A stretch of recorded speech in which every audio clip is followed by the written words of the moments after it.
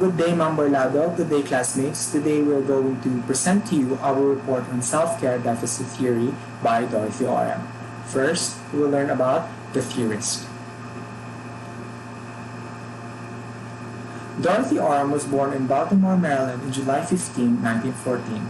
Died in June 22, 2017, received her diploma from Providence Hospital in Washington, D.C., Bachelor in Science in Nursing in 1939 from Catholic University of America, Master of Nursing in 1945 from Catholic University of America. Next is her awards. She received the award of Catholic University of America Achievement Award of Nursing Theory, Linda Richards National League for Nursing, Honorary Fellow of the American Academy of Nursing, Doctor of Science in Georgetown University, Doctor of Science from Incarnate World College in San Antonio, Texas, Doctor of Humane Letters from Illinois Wesleyan University, Bloomington, Illinois, and Doctor Honoris Causa, University of Missouri, Columbia. Next, we're going to tackle about the content of the theory. The major concepts. The major concepts. This theory concludes that patients provide their own self-care as much as they are able to will heal, recover more quickly. First, self-care. In self-care, there is self-care agency. Self-care agency is the human acquired powers and capabilities to engage in self-care. The ability to engage in self-care is affected by basic conditioning factors. The basic conditioning factors are age, gender, developmental stat, health state, social-cultural orientation, healthcare system factors, pattern of living, etc. Next is self-care. Self-care is the performance or practice of activities that individuals initiate and perform on their own behalf to maintain life, health, and well-being. Next is therapeutic self-care demand. The therapeutic self-care demand is the total of care activities needed either at an identified moment or over a period of time to meet a person's known requirements of self-care. Next is the self-care requisites. Self-care requisites are actions directed towards provisions of self-care. There are three categories of self-care requisites. First is the universal self-care requisites, the developmental self-care requisites, health deviation self-care requisites. Universal self-care requisites is the maintenance of a balance between solitude and social interaction, the prevention of hazards to human life, human functioning, and human well-being, the promotion of human functioning and development within social groups in accord with human potential, known human life, human functioning, and human well-being. Developmental self-care requisites. Developmental self-care requisites are more specific to the process of growth and development and are influenced by what is happening during the life cycle stages. Such influence may be positive or negative. Example, adjusting to new job or adjusting to body changes. Next is health deviation self-care requisites. Health deviation self-care requisites changes in human structure and function out of the range of normal and may be associated with genetic variations or other defects, may deal with the effects of defects or deviation and the effects of efforts to diagnose and treat them. Now we will go to the self-care deficit. Self-care deficit is nursing care is needed when the patient is incapable of caring for oneself, when there is discrepancy in what the patient needs and what the patient can do on their own. Next is nursing system. Nursing system describes how the care of the patient is aided by nursing care. It is broken into three subcategories: wholly compensatory nursing system, partially compensatory nursing system, and supportive educative system. First is wholly compensatory nursing system. Wholly compensatory nursing system is represented by a situation in which the individual is unable to carry out needed self-care actions either through inability to be self-directed or due to medical prescription. Those who have such limitations are dependent upon others for their well-being and even their very existence. Next is partially compensatory nursing system. It is used when a patient can meet some self-requisites but needs a nurse to help meet other needs.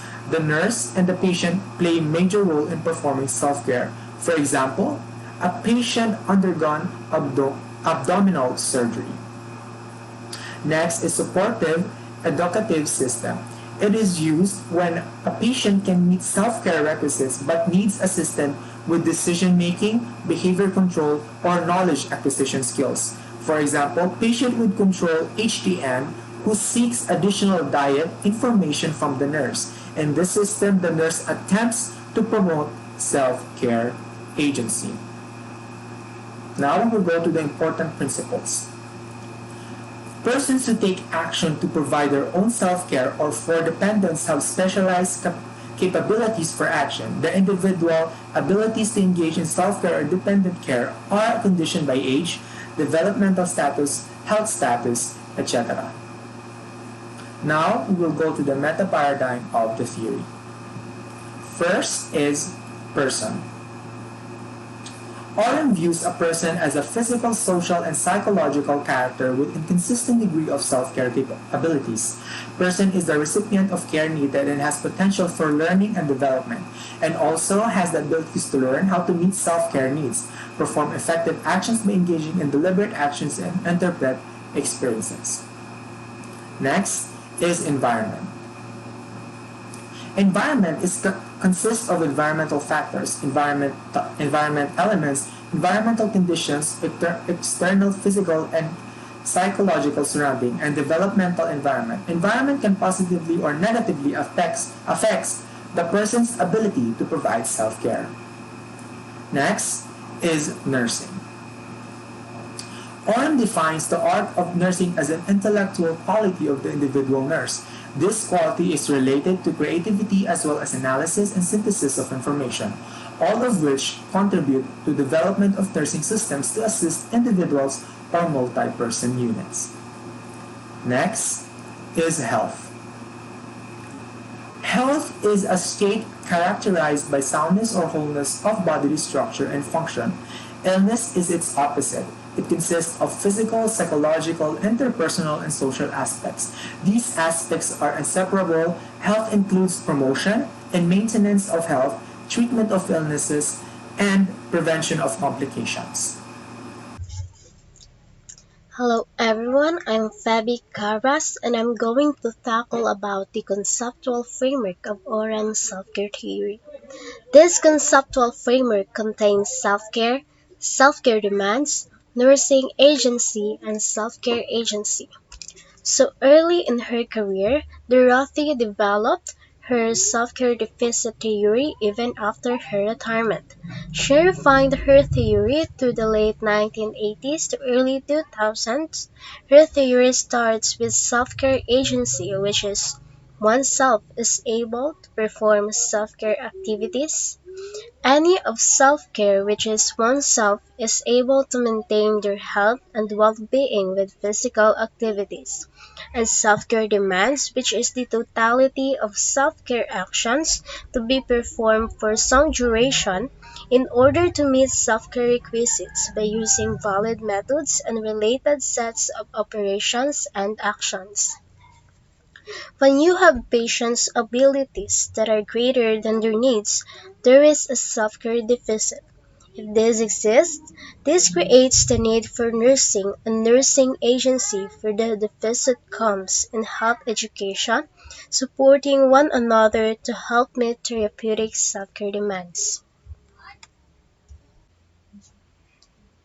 The next slide will be the acceptance by nursing community, the analysis and evaluation, and the references. In practice, Orem's self-care deficit theory has been used in the context of the nursing process to teach patients to increase their self-care agency, to evaluate nursing practice, and to differentiate nursing from medical practice. So Orem's self-care deficit theory has been used in studies in clients who are having heart problems, cancer, and mental illnesses. The use of her theory gave way for further studies in health promotion, self-care, and family caregiver stress. In education, Orem's self-care deficit theory has been the focus of the curriculum in nursing education at many schools of nursing. The theory is used at all levels of curriculum and in continuing education. Some American universities continuously use her theory as a strong and effective framework for curricular design. In research, the self-care deficit theory provided conceptual framework in many researches.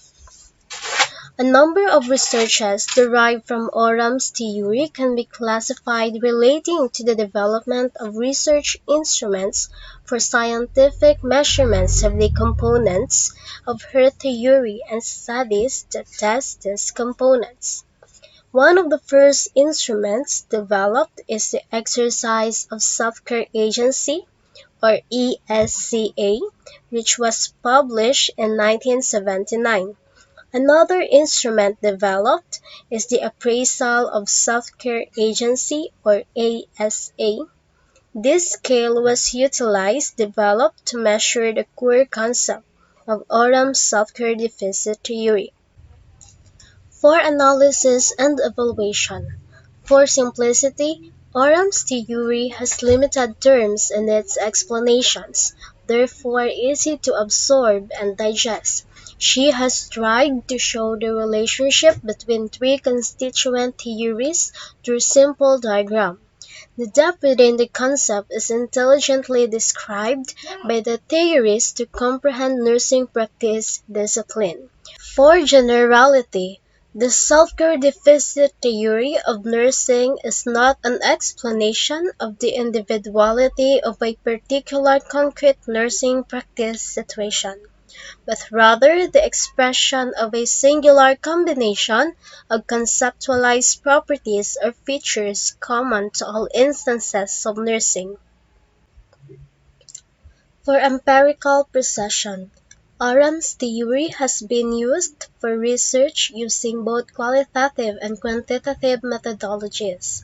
The theoretical entities are well defined and lend themselves to being measurable.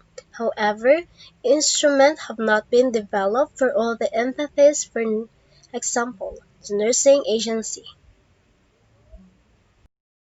For derivable consequences, it provides a general framework to direct nursing action. The relationships explained and implied are useful in explaining patency and nursing-patient relationship. The theory directs nursing practice. The stated goal addresses educational practice for nurses. These are our references. Again, this is Fabi Caras along with my partner Paul Cejes, who reported about the Orem self-care deficit theory. Thank you for listening to us.